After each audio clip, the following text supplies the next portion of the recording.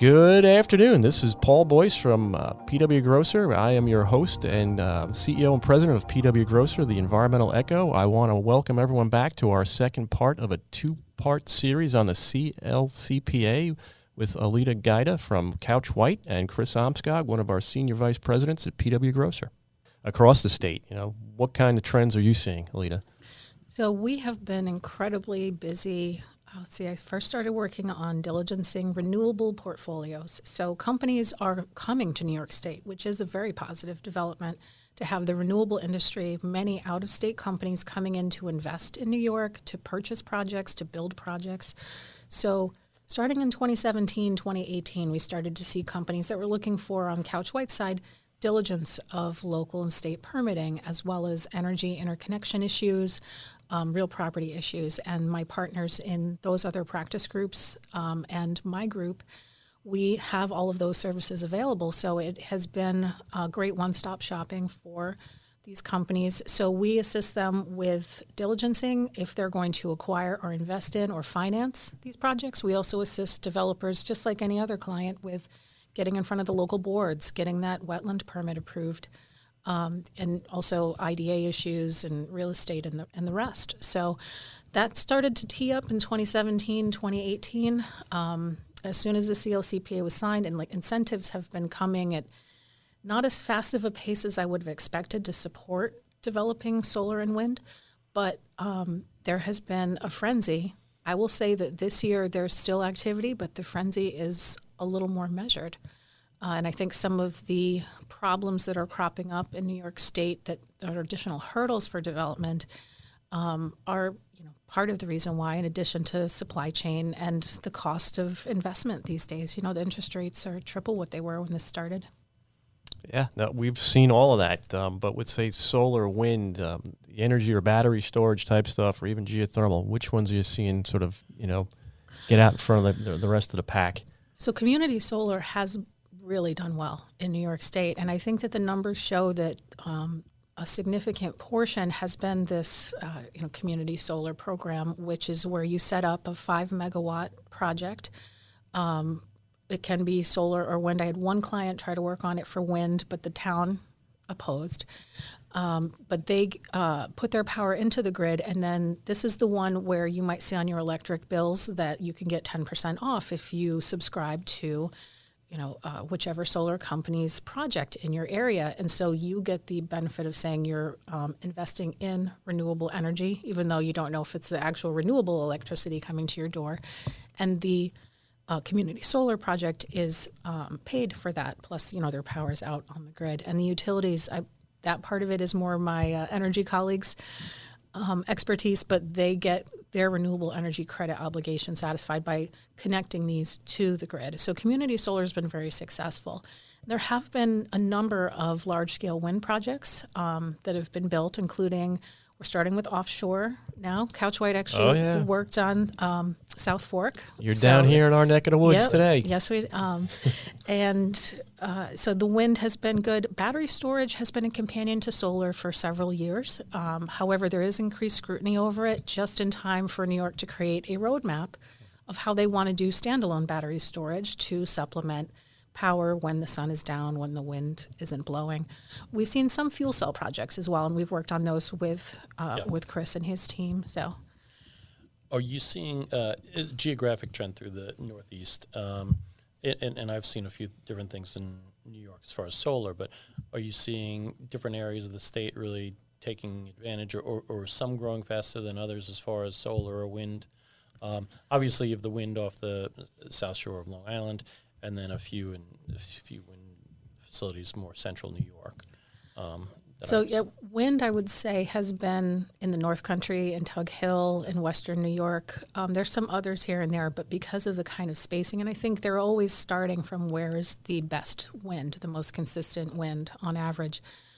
Solar has been, we have not worked on community solar on Long Island. That doesn't mean they don't exist. There's been rooftop and other items like that, but I would say throughout the Hudson Valley, across central New York and the Finger Lakes and western New York and the southern tier, there's projects here and there.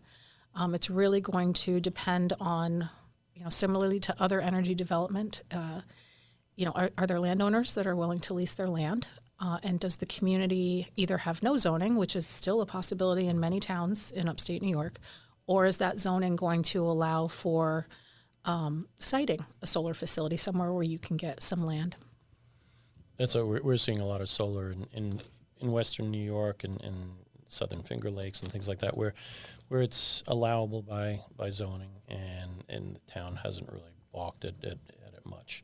And then I was just going to say, as far as we're also seeing interest in solar and old reclaimed mine sites, landfill caps, and things like that. That there's been a lot more interest in exploring those options if they can work together. Let me ask you this. I've seen some of this myself, be it wind or battery storage here on Long Island. There's always public opposition.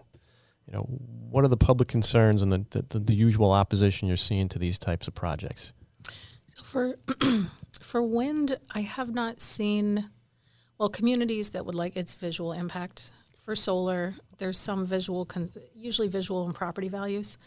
I have to say that we have only had a couple of projects where neighbors got to a point where they brought litigation on the matter. But yes, they're usually concerned about making sure it's screened so that they're not looking at a field of solar panels instead of a cornfield, which is what it might be today. I mean, Long Island, you nailed it with the visual impacts. Nobody wants to go and see these things when they're sitting on the beach or out boating. But they've also claimed, sea life, interference, commercial fishing, birds. We've seen, legitimate concerns about that. What do you think? So for wind, birds and bats, that has been studied for a long time. There is an impact, but the agencies have figured out a way to say, okay, well, here's a mitigation measure for that. And also, it's something where it does result in bird deaths. However, there are a lot of activities that go on every day, like birds flying into windows, where it is something that happens that we just may not realize. I get one or two in my backyard every year to hit. We get a nice picture window, and bam. Yeah, we don't want them to be killed by these projects, and Absolutely especially the endangered species. And I think that both DEC and Fish and Wildlife are very protective on that front, but they have gotten it down to a science, no pun intended, of, okay, so we know from data from, I think, 15, 20 longer years of wind facilities that this is the average amount. So we're going to require in your take permit this level of mitigation to address that. Plus you're studying and monitoring what happens with your own facility. And I'd say on that front, there is a lot of social media data on some of this, and most of it's wrong. And so the public, politicians, legislators should really look at the science and not so much. You want to hear what your neighbors and your people in your district are concerned about to be able to speak about it intelligently, but we shouldn't rely so much on going with social media outcry that wind turbines are killing all the whales or whatever the concern is. Look at science. Let's rely on science to kind of come to an educated decision on some of these things.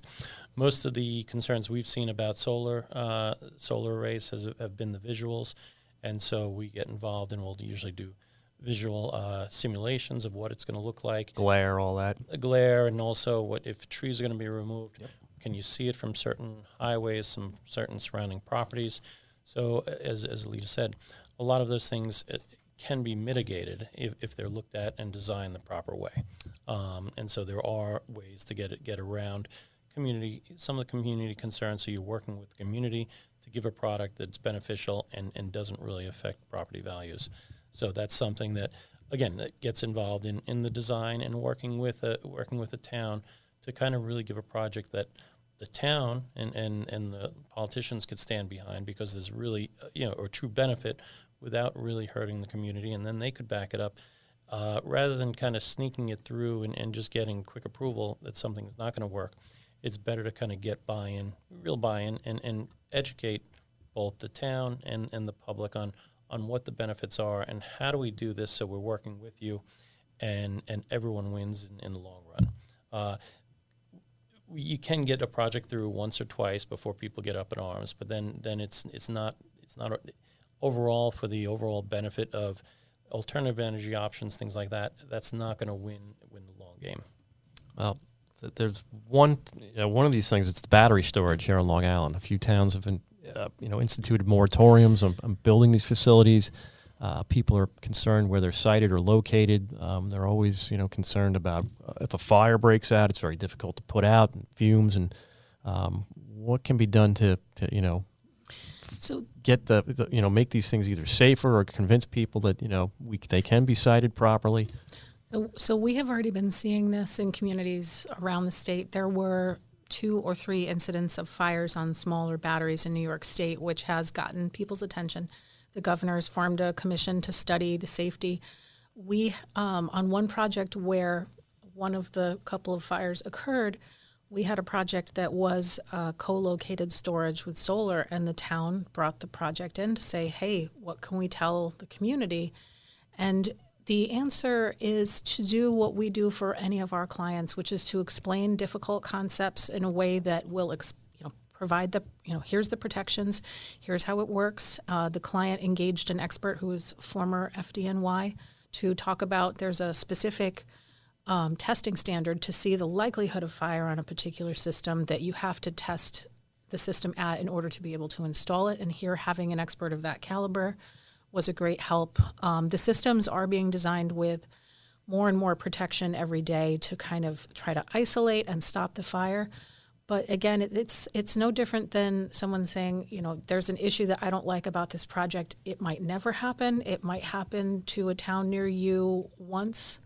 But that doesn't mean that people are okay with it. And I do want to agree heartily on the moratoria. It's not just battery storage. I think that because of the number of community solar and the larger projects that the municipalities have less of a say in, because it's a state board that reviews it, that there has been a lot of moratorium, even by zoning standards, for solar as well in the past couple of years. And it's both to update their standards, but also because they're saying, wait, we already have 4 of these things. Do we want more? Where would we want to put them? How do we site them? And battery storage is purely because they want to regulate it at all. And that's going to be a gap in getting this roadmap forward. There are communities that still don't have solar ordinances, which is not that surprising if it's a small town that might not see much development. Some towns only have their planning board meet if needed. So battery storage, there is a model law from NYSERDA, but I have not seen a large uptake of it across New York State yet. So they might be saying, hey, we need to get something in place. And that's aside from whether the neighbors want battery storage in their community or not. I agree. We're going to need it if we're going to try to, Yes. move the football down the field, and we've got to figure it out. Yes. We really do.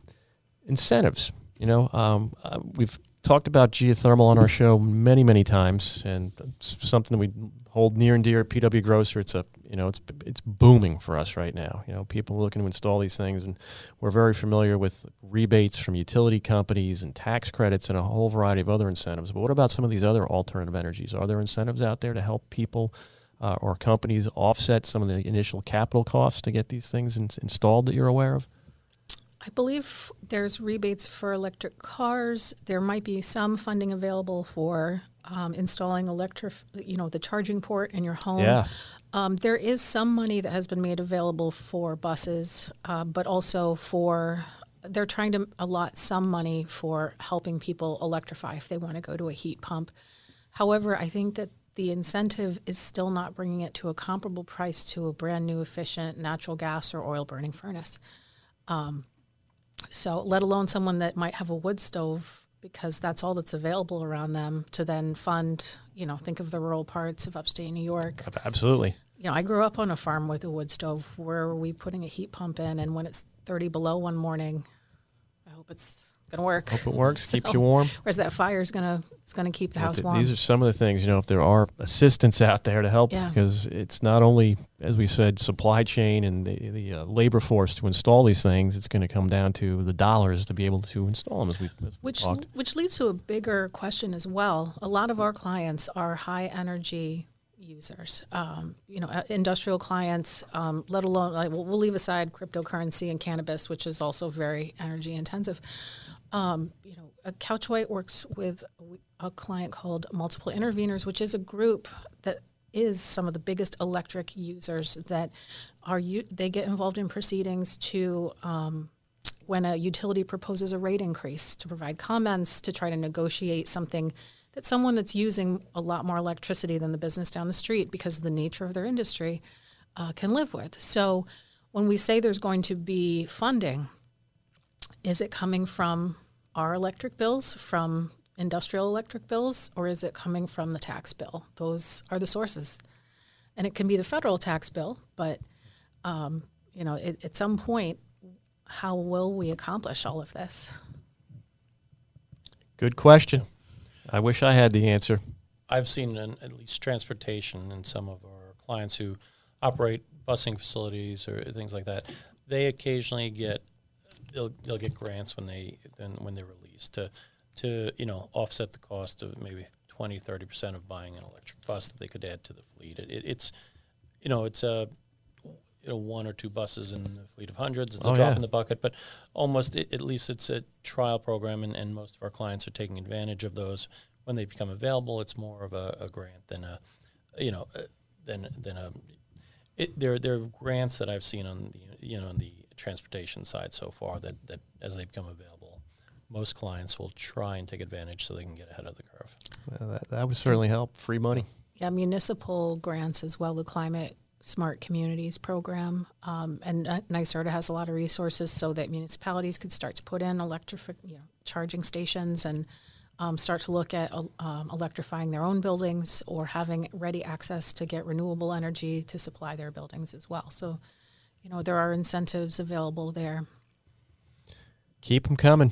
We're going to need them. Yes. Well, unfortunately, on that one too, a lot of the larger communities, a lot of the towns who have larger staff are able to take advantage of that. Yet some of the smaller, out in the country, they might not have the same level of staff that are able to kind of look for and find those grants and take advantage of it. And so it's something that needs to be looked at on a wider scale throughout the state. Okay, let's appreciate your time today. Let's try to wrap things up. But one last question. Legal issues impacting the alternative energy development. Are there any out there? Any significant ones? Roadblocks, hurdles, I think obstacles? The moratorium is certainly one, or we've seen some towns, because a moratorium means that unless the town board gives you the right to come in, you have to wait until they're done and then see what that law looks like if they allow solar. Some other communities are not banning solar, but they're making it so that there's very few places where it can be placed by putting like 1,000-foot setback from any wetlands, things like that. But I would say that on the legal side, even though it's not strictly legal, the time to get reviewed, because, for example, with a payment in lieu of taxes, a pilot agreement, the IDAs were already conducting their regular business, but now with a flood of renewable facilities that are looking for relief, that's, they can only get through so many at a time, even with attorneys that are working for them, because, it's just getting bogged down. And I think DEC permitting is not as much of an issue, although I believe the freshwater wetlands law, I know that we're going to have to very carefully advise our clients on when you're going to have to start considering that jurisdictional determination, and then your timeframes. I fear that the program is going to be much more cumbersome than the way that the Army Corps of Engineers does it. So that's going to be something that's going to delay development, and it's uncertain because it's brand new and gives DEC a lot of discretion to determine whether a feature should be made jurisdictional. Chris, anything you want to add to that? Blank right You're good? All right, man, that's totally fine. I don't want dead space. So No, you're fine. We're like I said, we're in the home stretch here. But in closing, Alita, do you have any thoughts or comments or topics we didn't bring up that you'd want to share with the listeners, either related to alternative energy or the CLCPA? Well, I will kind of, bring it home by saying the CLCPA has created these two arms that have added a lot of new matters, new work that the clients need to address. First, on the permitting side, to try to help them make the demonstration they need to complete the Section 7 analysis on greenhouse gas and disadvantaged communities, to help them come up with ways to offer mitigation to make the project still workable. And then on the other side, we've gotten to meet a host of new companies and new clients that are coming into New York and help them with New York's, local permitting requirements and state and federal as well. And the projects, Chris mentioned the mines and the landfills, those are some of the most interesting when we come across those because they do happen. First of all, it's a very sustainable use for a feature that might not be developed otherwise, but it really combines our expertise in those areas already and helps the solar developer navigate those areas and make sure that everything is in place that they need in order to be able to develop on that land. Good stuff. Yeah. Chris, anything you want to say to the listeners before you No, as far as head the on out? CLCPA, it's very interesting, very exciting to kind of head in that direction. And I think as long as industry and regulators kind of continue to find ways to work together to achieve it, it's exciting. And like Alita said, it'd be great if we can innovation and technology could kind of be, drive some of the path forward. And if on the regulatory side, I appreciate a lot of our relationships as it is, as they grow staff and we continue to kind of work together towards seeing the greater good in how to get to that finish line and having, I love, just having real conversations with the regulators and figuring how do we move this project forward because it is in the greater good of the community and the environment. And looking for ways to kind of solve those problems. It's something that interests me and just trying to get these projects through. Thank you. I mean, this was a great discussion and conversation today, specifically about that CLCPA. And I think as we started, we said, the intention's great. It's wonderful. It's going to be the implementation and rolling it out and getting everybody to get on board and up to speed with it. It's going to be probably more of a challenge than we thought or hoped. But it was really enlightening, and I hope our listeners enjoyed the discussion today. I do want to thank Alita Giuda, right, from Yes. Couch White, an Albany-based law firm where she's a partner, for joining us today. Drove all the way down here. It's a couple hundred miles, and we do appreciate your time, and it was really good to hear from you. Also, Chris, thanks for coming in again. Always Pleasure. insightful on these topics. And I just remind everyone, Paul Boyce, I am the CEO and president of PW Grocer, your host today. Yeah, folks, if you guys are interested in reaching Alita after hearing from her on the podcast, they do work throughout New York State. That's Couch White up in Albany. Alita, do you want to mention a website or a phone number or anything you want to share? Yes, I can be reached at 518-426-4600, and it's www.couchwhite.com. You'll find email, photos, bios, everything you need to know about us there. Awesome. Thank you. This is the Environmental Echo of PW Grocer, and I just want to thank our listeners for joining us, and I hope you enjoyed everything. And that's all, folks. Thank you for joining us on this episode of PWGC's Environmental Echo. You can download and listen to this episode on Spotify, Apple Podcasts, or by visiting our website, www.pwgrocer.com/podcast. For more content like this, be sure to subscribe to our channel and hit the notification bell so you never miss an episode.